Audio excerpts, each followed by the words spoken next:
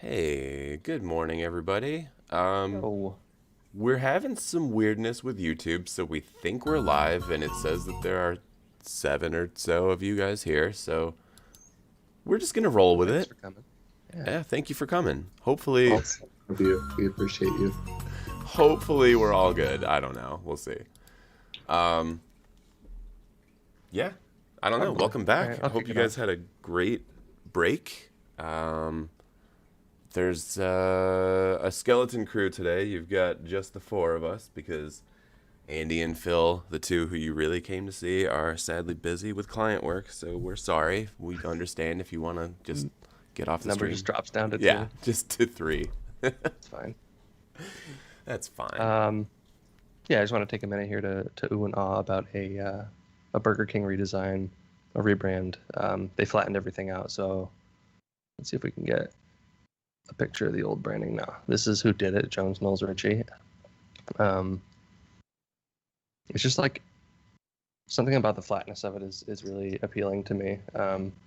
As a non-designer, I just think they did a really good job.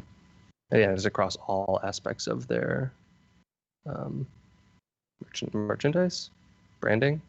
It's on their Yeah, menus. It's on their I think bags and everything. It's they're even updating their stores too. yeah, they did a really good job with it. Nice. Yeah, just something interesting I found. Yeah, it's a nice throwback to their old logo. I was thinking that too. It's super retro. Yeah. Um, yeah, there you go. Get that. And then a couple things from Google, just like recapping their year, their 2020. So I have some like really cool design stuff, and right when I scrolled down this page, I was intrigued first of all by the landing animation. I just thought it was peaceful and beautiful. Right when you scroll like this, you could see it on the bottom. Like the page is not full width yet, and it's kind of like you're bringing a page up to your view, which I thought was kind of interesting. Um, and then yeah, it's a Google page that kind of just you know Debo shared this. Just a lot of Google arts and culture stuff, a lot of Google experiments that they're proud of in 2020. It's just obviously worth a read of itself. This is their entire Google Workspace redesign that we use every day, which is all very cohesive. A lot of their AI stuff and yeah, Creative Labs stuff. It's Nice. just obviously like a really well made site, of course, but it's all the products and stuff that they've done within it is really impressive too. If you're interested less in the design and more into like what they actually did, this is a pretty comprehensive look at their 2020 research, and there's just a huge breadth of topics that they cover. A few of these interest me, mostly like data sets and accessibility and some machine learning stuff, but they go for a lot of COVID-19 and machine learning to robotics, and yeah, it's pretty incredible, really. I got maybe a third of the way through this. It's massive, but worth scrolling through. If not just to like pick up some of the like words that they use and understand a little bit more about machine learning. Who knows? I Uh, will definitely read that and not understand a single piece of it. you'll understand more than I did. We'll see. You are a robot, so you probably understand robotics pretty well. Um, so this is something I read on Codrops, obviously done by a guy from Active Theory, um, using a subset of WebGL. I think OGL is what it's called, and it's how to create a infinitely scrolling gallery. And this is the end product. Um, on a desktop, it's cool. It doesn't really do much. You can scroll and it speeds up a little bit. I could scroll upwards and it changes the direction. And I can like let go and it's now scrolling in the direction that I last scrolled infinitely. Um, but I think where the real draw comes in, you can kind of see like a grainy texture on top, some shaders. OGL is what it's called. Um, but as I flick it, like drag the site, you'll see like a ripple. I don't know if it's super visible on the stream, but there was one. picture in particular, this guy, you can kind of see it ripple. So I think that the conceit is on mobile, when you're flicking with your thumb, it'll appear to like affect the depth of the page, almost like you're flicking fabric or like some other material. Ooh. And I want to just open my phone and try it, but I got to send this to myself. I think I've never seen it before. I thought it was a pretty interesting way to surface like a gallery of some sort, infinitely scrolling. Heck yeah. Way cool. Obviously WebGL, yeah. Cool. Yeah, that's all I'm going to share today. Awesome, man. Thank you. Good stuff. Yeah. Thanks for coming. Hey, thank you for being here.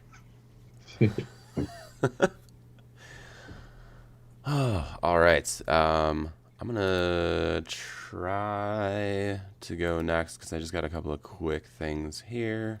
However, this is when everything is a mess. I think we need like a title card, like stand by. Yeah, like hold on a second. That. Somebody's clicking some things. Or maybe like the screen goes to like a white fuzz. Oh, I do like that. Yeah, yeah. Like off. I have a cutout of Jeff we can use. It's of course this you time do. that he thought all of us were going to get the ice cream truck outside, and for some reason, like, we didn't go right away. I looked out the window, and he was just standing down in the corner alone. Do you remember that, Jeff? Oh, of course I do. It was in High Falls? He was like, "Where are you guys? I thought we were getting ice cream," and he's just down there. Just looking up at the window, and Just- you guys just like taking pictures of me. Straight teleported. Stand by. Oh my God, Jeff, we love you. We're with Yep, you. I love you guys too. I really do. It's fun to get made fun of sometimes. It's So mostly much fun. Marco, so All right, real quick. So we're just going through just a couple of obviously recent events. Things have been absolutely berserk for the last couple of weeks, which is half the reason why we did not have a Big Byte last week. There was a lot of stuff going on. Oh my God, you guys, this coffee is amazing. Good. So this is one thing, as I'm sure a lot of you have heard about Parler, which was a Rob. sort of chat deal. Sorry to interrupt you. What's that? Can everyone else see his screen? I'm Or- still sharing, I think. I'm okay. sharing, but only on the stream. I can't share on Skype and share Okay. on. Oh, okay. Yeah. Well, let me good try. stuff. I'll try Do you sharing on Skype too, but it's probably not Hey, gonna do work. what works. I don't Yeah. know. There's maybe I want you guys to be able to see it too. Can you see it? Something. There you go. That's good. All right, cool. Okay, sorry about that. Anyway, yeah. So Parler, which was a chat app, essentially that turned into kind of a haven for a lot of people who were escaping Reddit and other places that were limiting their hate speech. Essentially, is a good way to put it. Parler, I'm sure, as you all have heard, has been taken off of the App Store. It's been removed from the Google Play area after the whole insurrection that happened at the Capitol. But this is just a really good reminder. A lot of times when we're working on digital stuff, we make sure that we put in code reviews. We make sure that we do like monthly security checks on everything that we do. And this is one of the reasons why. Their amateur coding could come back to haunt them. So there were about 80 terabytes of posts and stuff that had previously been deleted. A lot of them actually had GPS data, IP data of the users, and they were all still technically available. And this one awesome hacktivist basically scraped the entire site and saved all that data. So they used a very simple script that you can actually go and like see. They have links to their actual script that they used and everything, which is hilarious. But basically what was going on is that they were using APIs that did not have authentication. They were basically just had everything open to the world. So because of that, all of the information is now available, which I'm sure is what the FBI is currently using towards finding all of them. But yeah, so just a reminder, a lot of times when we quote our time and we make sure that we add in stuff for code review and stuff, this is the reason why. Obviously, we're not like hiding insurrectionists on our sites, but sometimes we're dealing with, personal data that obviously means that we want to make sure it's safe. So That's too funny. So if a kiddie script that you can get on GitHub can take down 80 terabytes of data from this particular app, then yeah, we're doing our best to keep you safe. On another note, again, dealing with all of this, and I'm sorry because this does kind of feel like doom scrolling, but that's pretty much all there was over the last week.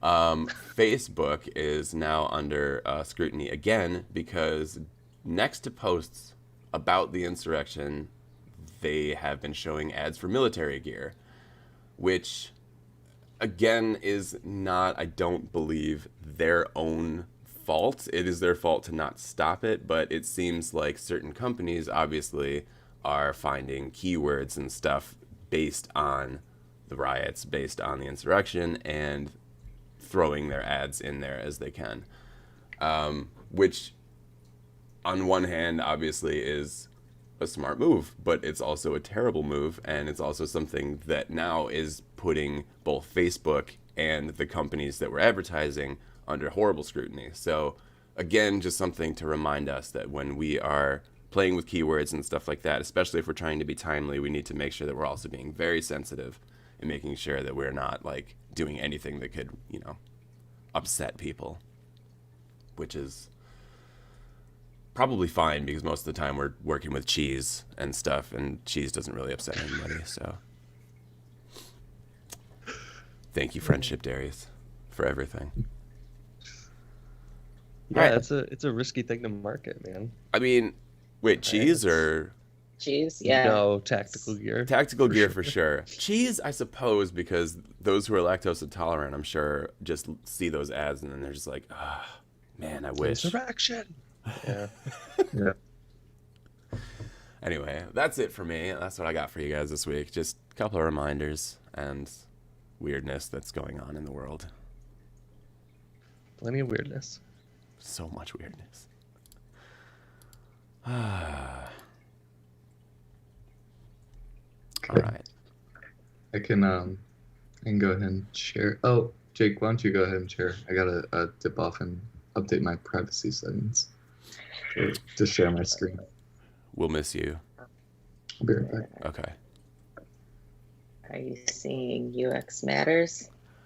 Yes. Alright. Yeah. It's small So though. Hold this on. is I'm a fixing site I it. found.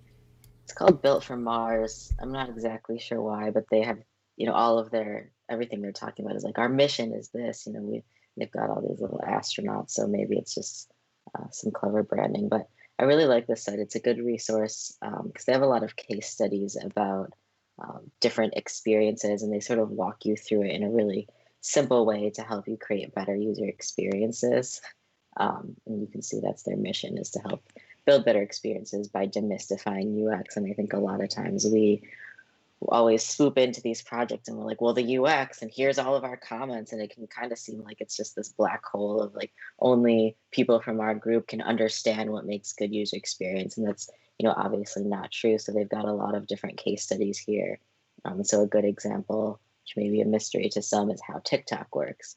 So they've got all their case studies, start with some key takeaways, so it's really easy to understand. And then they just walk you through it really simple. So here's how TikTok works. And you can see the experience of making a first TikTok. So you click the button, they walk you through getting the permissions and what each section means and where they thought you should click and then where they actually had to click. And they do it, you can see, in like a really funny way to make this, an engaging thing. There's 81 slides, but it's really easy to kind of step through. And they've got then their UX takeaways after that. So you have to give permission to access your camera, amp up the feeling of progress. So every time you do something, there's like a progress bar, there's a new screen or something unblurred. So it really makes you feel like, man, I'm almost done making my first TikTok. But then they've got, some bad user experiences as well. Here's a page where there's this camera button with this sort of refresh icon, but then there's also a trash icon. Then there's an X icon. You have no idea what these mean. Like, which one is going to delete the TikTok that you just tried to make? Are you confident enough as a user to click any of these to try and see what they mean? And so their point here is maybe these icons could have been a little more clear so that you don't actually make a mistake. This X here just takes you out of the editing mode that you're currently in, but it really looks like you're about to just back out of your whole entire TikTok if this is your first one that you're making. So just kind of going over some UX pitfalls. And then don't smother the peak. This is where they're talking about when you're almost finished. That's when they ask you about advertising and monetizing you. So just kind of dampens the whole thing when you feel like you're right about to get all these million TikTok views, and instead they just try to talk to you about advertising. So it's just a really simple way to go through some of these user experiences and learn a little bit about the considerations that we're thinking about when it comes to UX. The next thing awesome. I found That's a lot of good information. Yeah. is demystifying TikTok is what we need. Is this social hijack.social. Now it is a Mac app that requires the new version of Mac OS, which we are not approved to install. So don't try to use this, but this is a very 2020, 2021 type of app that basically takes the to-do app that's on your computer and it puts those to-dos and replaces these advertisements on Twitter. So when you're scrolling through Twitter, instead of seeing the ads, you're going to see due tomorrow, drop off packages at USPS. And then you can, mark that as done. And you can see like the design is really eye catching. So I thought that was just like a really interesting way. It says be your own influencer. We don't, a lot of times we're, doom scrolling, or we don't like what we're seeing on Twitter, what's being advertised to us. So instead of military gear, maybe it's, Venmo Marissa for boba instead. Give up on New Year's resolutions. Mark is done. Already done.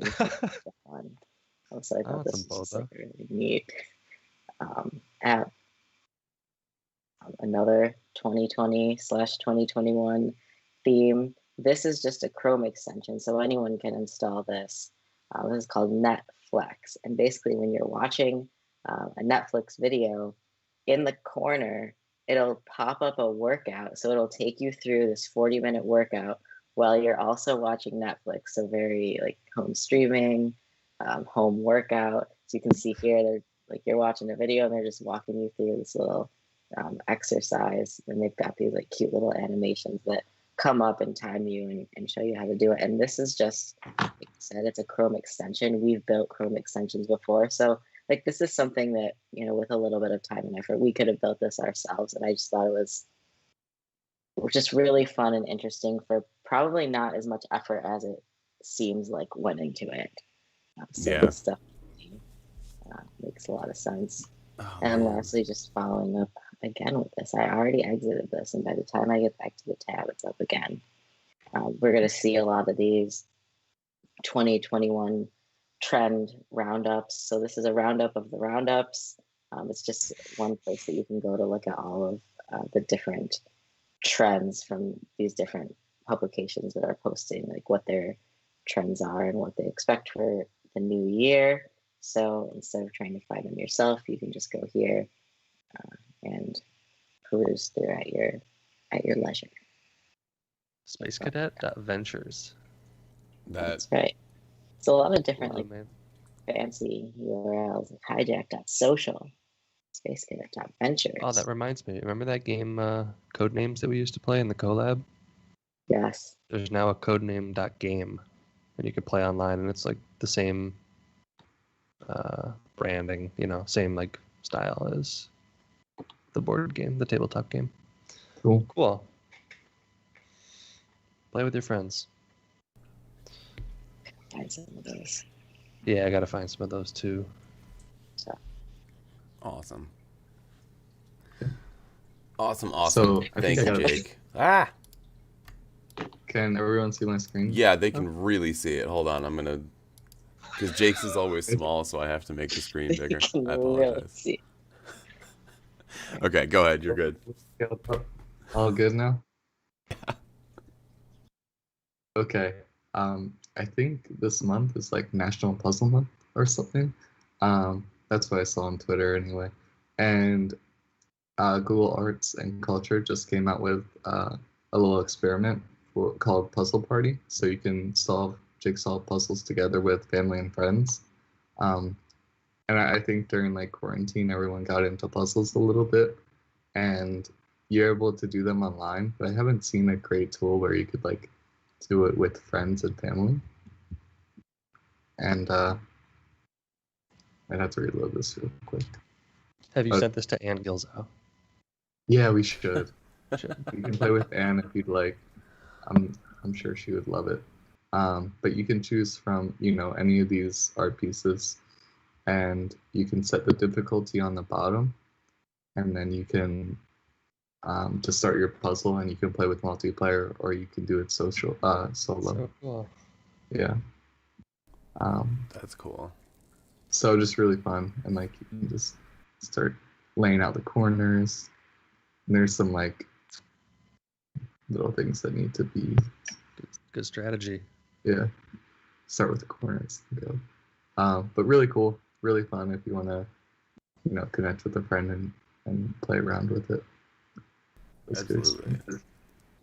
Another thing, I was peeking around the Google Design Library too, and I thought this was really interesting. They took a look at the color on Google Maps, and they were thinking about how they can make it more representative of, an actual map, how they can make it represent the real world. So I thought it was funny, just showing off how it looked when it was 2005, and how it was like duotone, like two colors, and then they went into sort of what colors they could use to represent like water, vegetation, tundra, all these different palettes to just reduce the complexity of it. And I think when you put it side by side with the before and after, you can really see how much of a difference it makes. Definitely. Yeah, so you can start to see snow, you can start to see these little map details that are really, really interesting. And they go into, how they had to like look at every different parts of the world. They had to start looking at, like the real world updates and like make sure the tonality matches. They had to reference pictures and make sure that like the water matched like where you were in the world. And I think it's a really interesting use case of like how color can be visual, but also represent like the user experience too. That's so cool. And then this last one, I was scrolling through Twitter, and it's this really cool experiment using iOS app clips. It's basically an augmented reality music visualizer, and I think it's more of an experiment. I'm not sure how viable it is, but it looks very cool. It kind of reminded me of what we did for like Xerox, where we put what was it, like the vinyl records on the ground. Well, like imagine if we could do Quickly show off an experiment I've been doing with. Imagine if we could do that and like put this on a table and then have like an app experience where you could find a code to scan and then. So it should pick this up in a second here.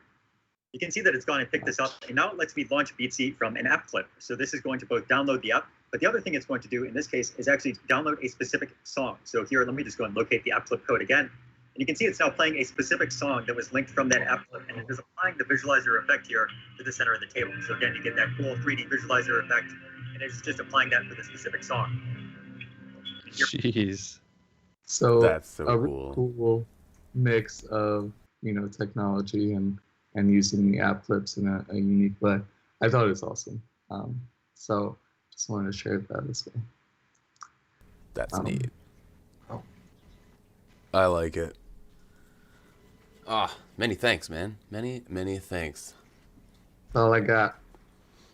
Then that's all we got. Thank you guys for Good joining stuff. us. Hope that it's been a wonderful-ish start to your morning. I'm sure it wasn't like the best, but you know. No, it was pretty good. I'd say it's pretty good. It's a great end to the week. It's a lower bar.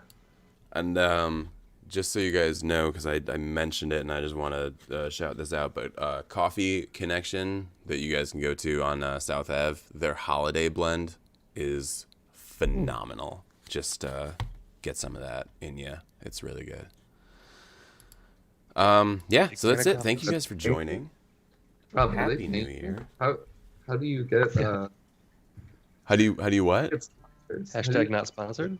I mean, is that the first sponsor we have on Big Byte? It's definitely not sponsored. I mean, we'll see though. I mean, if they happen to like fall into this and then give me a free cup of coffee the next time I go, that would be awesome. But no, this is just me. I like coffee. Unsolicited. All right. Well, thanks for tuning in to the Big Bite, brought to you by Coffee Connection from South Ave, and we'll see you guys next week, where we'll have probably a different sponsor that is absolutely, definitely not going to be military gear. Thank you, everybody. Absolutely. Safe bet. Have a good weekend. Thanks, guys. Right. Cheers.